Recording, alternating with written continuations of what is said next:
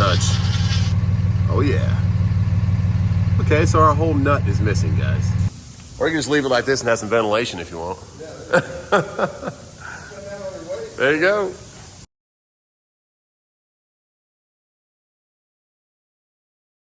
So if you're gonna come out here in this industry and be an owner operator and be on your own one truck operation, you have a lot of I don't know, stress, liability on your own shoulders for just making sure stuff goes, make sure stuff works.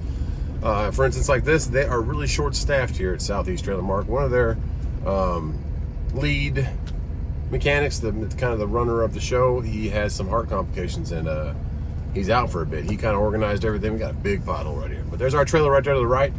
But because of that, they're kind of short-staffed, and also they're just short-staffed in general help, just people moving trailers around and being able to work on stuff. So that's a big part of this industry for at least right now in 2022, pre or post world shutting down kind of thing. So there's not a lot of people in the trade positions that work in these shops and want to be mechanical. And that's why if you can really find a great mechanic or a shop around you, that is worth its weight in gold, and it pretty much the live or die of you being in this industry. For engines, I have Hey Guy Diesel out there in southern Atlanta, Griffin, Georgia.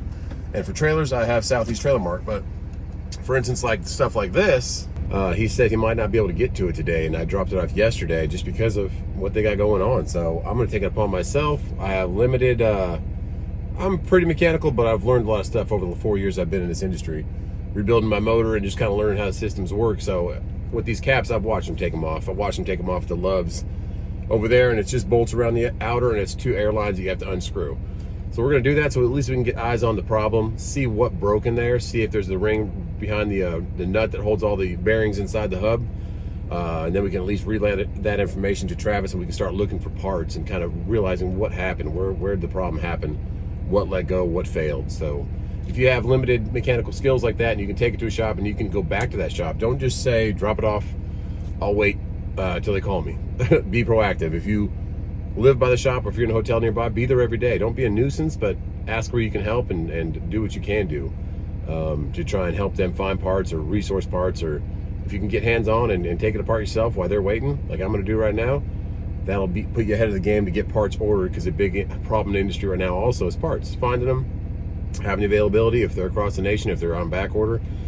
They had this cap already when I did this last time with the bearings disintegrating on I-95 and almost catching my trailer on fire. Previous video to watch on that. But this right here, we caught it early. We were lucky. We should have done a post trip. I was in a hurry to get to Dollywood and spend some time with my family. It was night time, so I parked the truck, shut it down, turned the lights off, and I went on my way. So that's shame on me, and a lot of people will do that in the industry, but if you can do that, I would have caught this even before the mountains. Would I have gotten much done? Probably not, because I would have not been able to take the trailer down here. It would have been closed anyways for the weekend. So we found it Monday morning. Today's Tuesday morning, and we're going to go take this apart. So let's get to working, and we'll find out what's going on in here. So I always have a basic set of tools, some sockets, some ratchets, that kind of stuff, and some pliers. I have all this in my truck. I also have one of these in my truck, but I have these from my house. So didn't have to go to my W9. I just had it here at my house, and I have even more of this stuff at my other house, but Harbor Freight is great. I've rebuilt my whole motor with these exact sockets. Look, they're beat the heck. Not one of them broke. So only socket that actually broke was a snap-on socket, which is crazy. But Snap-on is lifetime warranty, but hey, they're all made of metal, and Harbor Freight gets a bad rap. I'm missing my 11. I don't know where it's at, but we got an 11 for the big boy. So we'll get that, find out what size they are, and start getting these off. But this makes your life a lot easier once you get them loose. Just take them off. But always have tools, have some hand cleaner, because we're going to be dealing with some grease right now.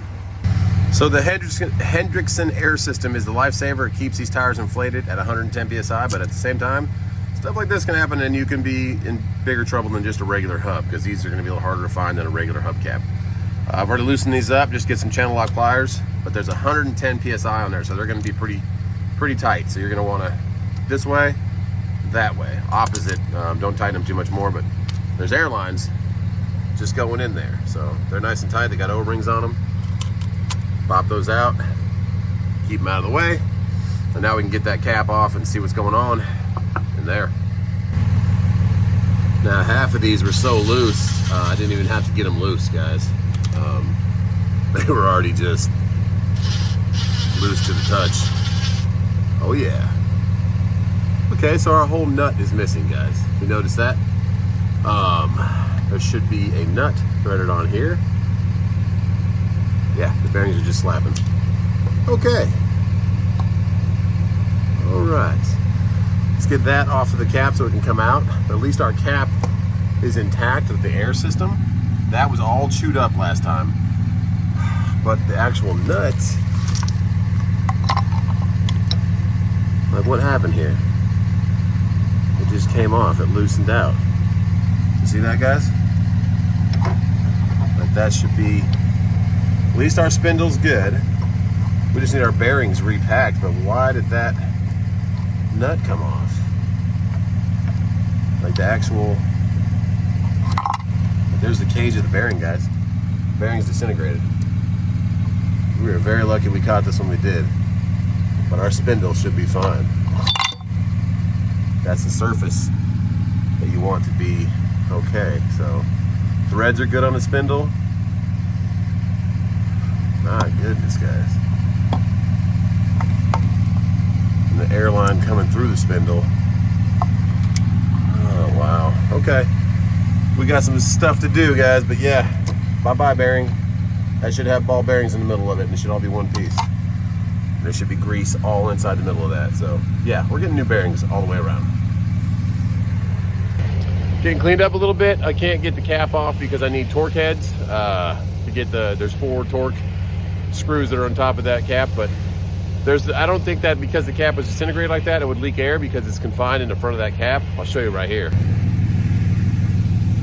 Cleaned it off a little bit, but it's all airtight in there, so we just have a small air leak somewhere else. But now we know at least we need to buy 3 sets of bearings for all the way around, because this one's brand new right here, brand new cap, brand new bearings. So we're gonna do that in the other 3. Luckily we didn't mess up the spindle, because if you ever have a spindle go out, if you let this go for too long, or if that would have happened on the road and I didn't notice it, it would have started burning up like that one did and almost catch the whole trailer on fire like it did last time. So note to self, I should have just done all 4 of them, brand new bearings. We repacked them, but we didn't do new bearings, and that bearing disintegrated again. There's metal all over the place. There's little metal shavings all over my hands.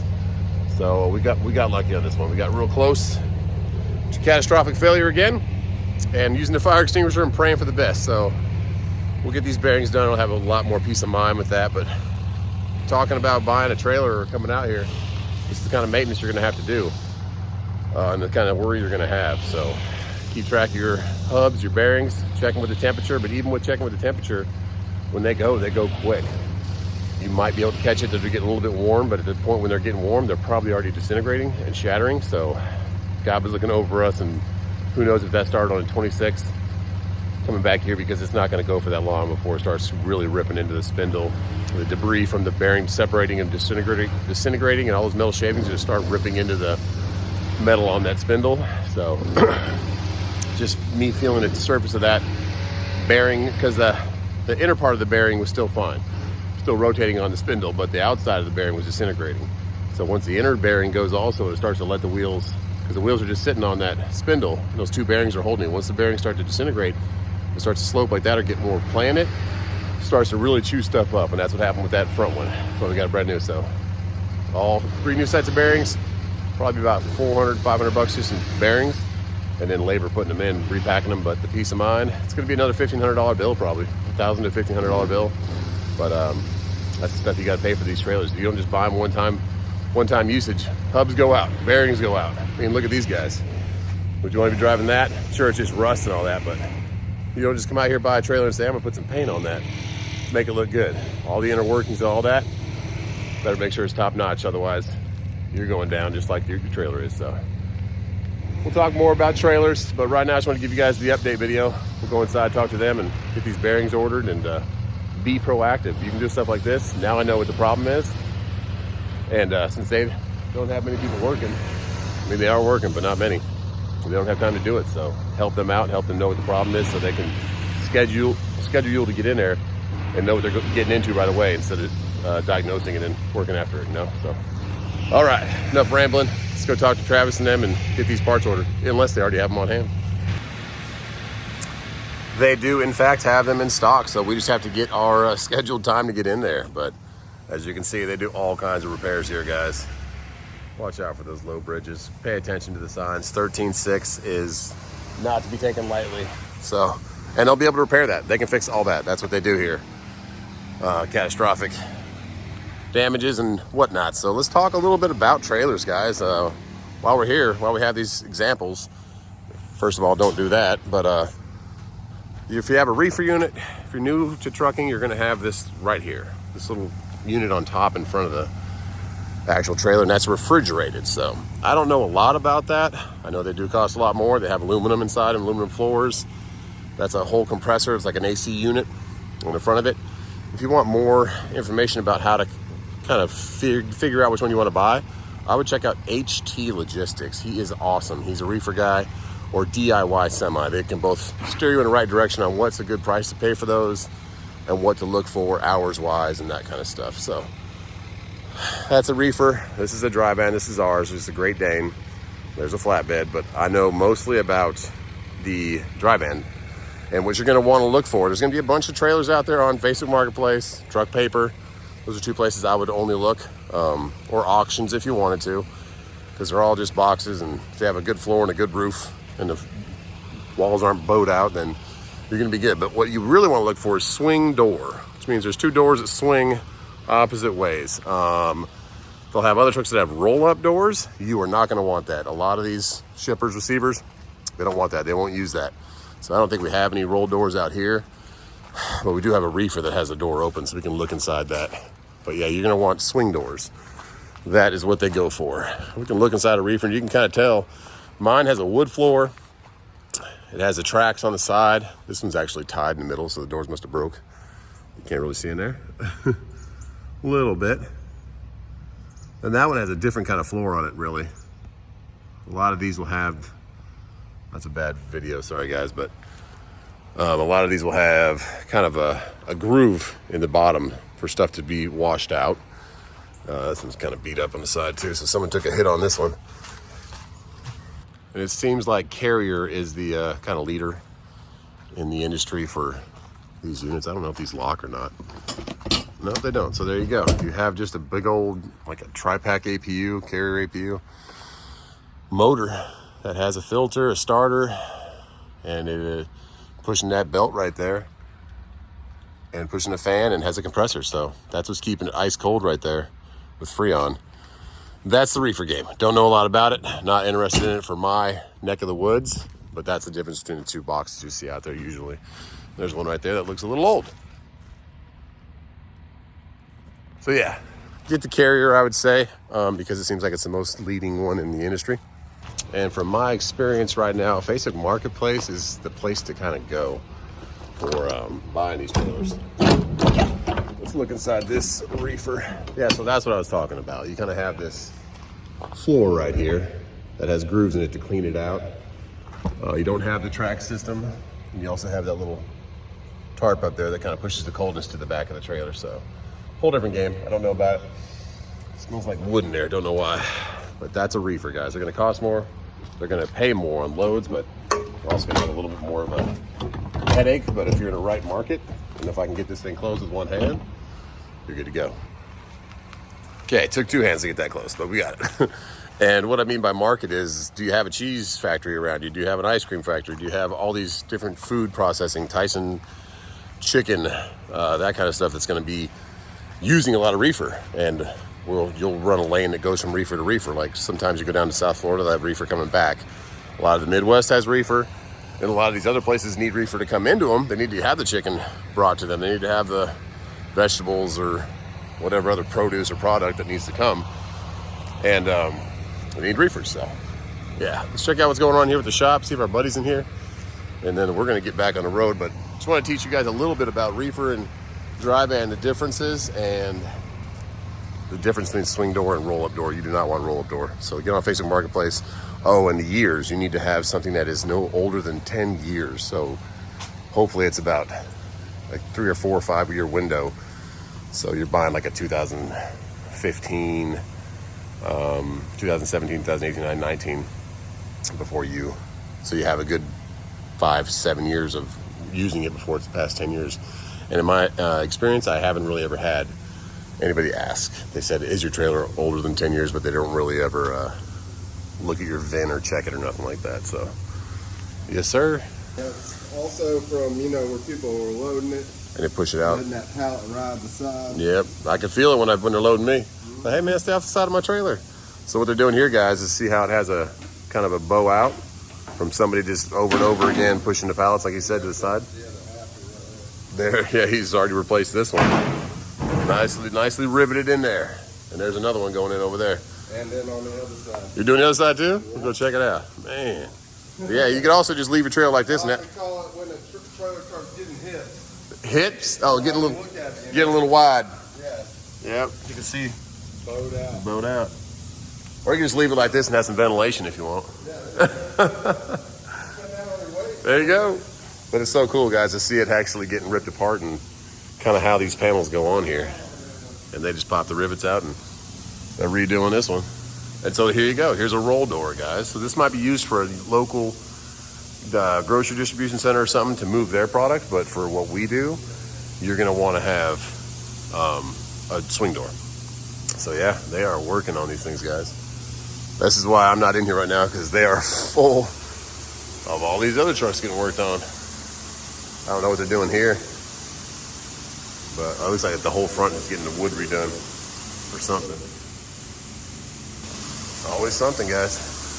Landstar trailer, got an air hissing leak. Looks like they're pulling. Oh, I see what they're doing. They're redoing the whole roof. If you can see that, guys. They have a whole new sheet of aluminum on there, and that is tensioning it to keep it straight, and they're going to strap that thing down, cut it right, and get it going. So yeah, and then flatbed works too. And they even got a huge paint booth if you need it painted. Pretty dang cool. Southeast Trailer Mart, guys, right here in Simpsonville, South Carolina. All right, it's time for lunch, but yeah, swing doors, roll-up doors. When you're finding yours, you want to have it no older than 10 years, and you want swing doors. Man, there's a good old rivet machine there. Pop, pop. All right. Guys are music connoisseurs too, huh? Well, it was in a trailer. They left it in a trailer? Well, they were going to throw it in a dumpster, so we pulled it out, and so it's out of tune, but it's piano. Get Mozart going in here. We keep it covered up and don't get scratched. Nobody wants it, come get it. It's got a nice polish on it. Yeah, they just, one of the moving trucks said, hey, we'll leave it in here. I wouldn't let my wife see this video because she'll be like, go get it. No. There you go. Good church or something. Heck yeah. Well, appreciate you guys. I'll see you probably a couple of days. Hope mine gets in here. Thanks, man. Take care. Now, time to grab some lunch. I don't know what I'm feeling like. Probably a sandwich, probably something. Who knows? But yeah, hope that helps you guys understand trailers a little bit better and what to look for. And there's all kinds of different ones, but steering in the right direction. And look who it is. Before we get some food, we got to get the little minions. Oh, yeah.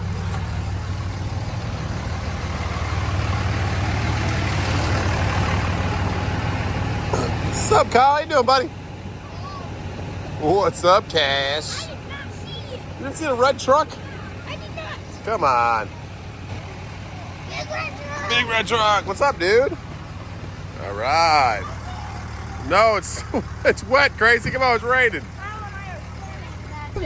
Follow him? You want to go to your friend's house and follow him? Come on. What was school like today? Good stuff? Yeah, follow him.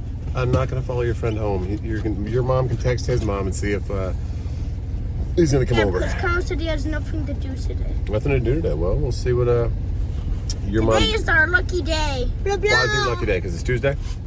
Till then, I wish every girl and each boy a Christmas of peace and a full year of joy. Okay, so what are we going to name Carl? Snowbell? Snowbell. All right. Now, what's the rules? No touching. And then what do we do? You want to talk to you in the camera? Yes. You want mom to talk to you from the camera? Okay, 1 second. Because he's playing hide and seek with us. That's right. Why? So he goes and tells Santa if you've been good or naughty. So yeah, guys, we're lucky Tuesday, and we have an elf. We're gonna hope our trailer gets at least in a bay tomorrow. We'll check on it, and then probably give you a video I've been promising you guys about just what to look for in a truck too. The market is great right now for buying a truck, so we'll do that tomorrow because we got some free time. because our trailer is down. And Colin wants to talk on the video. Where's he going? On the mantle. First night. Starters is the mantle? That's what I'm looking for, starters. Ooh. Yes, baby. Why are grown-ups gonna touch him and we don't? Because you'll break him. That's why grown-ups... He loses his power. Oh, Jason, be careful because these will And then fall. you can't Dude. go back to Santa. All right, well, he's hanging out in the Moose Cup for now. Man, oh man.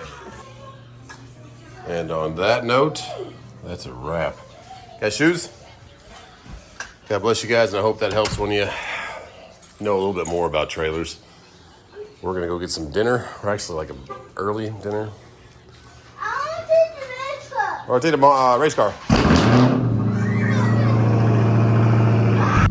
God bless you guys, and we will see you. Look out for a new video on kind of a buyer's guide for your first truck and what to look for these days. And hopefully it helps you with the trailer too. God bless you. We'll see you on the next one. Bye.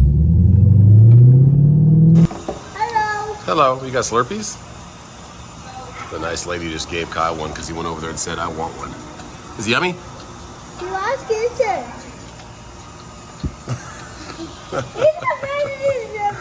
God bless you guys. See you on the next one.